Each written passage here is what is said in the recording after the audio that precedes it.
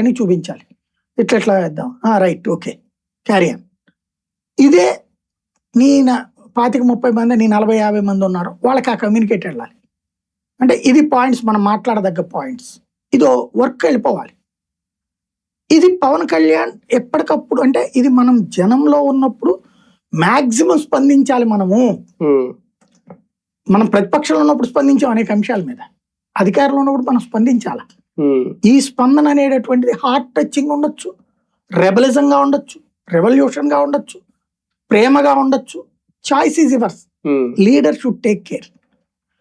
ఈడేం చేశాడు, పద్దాక తిడతాడు స్టేజ్ మీదనే. మనోళ్ళకి ఎవరికి మాట్లాడరేంటో నాకు అర్థం కాదు, నేను మాట్లాడాలా, మీరు నోర్ల మీద ప్రాణి. కాబట్టి అందరు రెచ్చిపోయేది పడితే అది మాట్లాడేశారు. పార్టీకి నష్టం అయింది అది.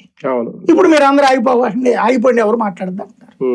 పార్టీ స్టాండ్ ఏంటో చెప్పి మాట్లాడమంటే దాన్ని ఇంప్రవైజ్ చేసి మాట్లాడడం వీళ్ళందరూ సిద్ధస్తులే.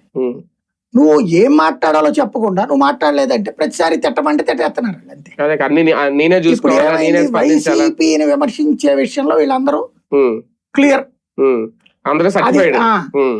ఆ విషయం వరకు ఓకే.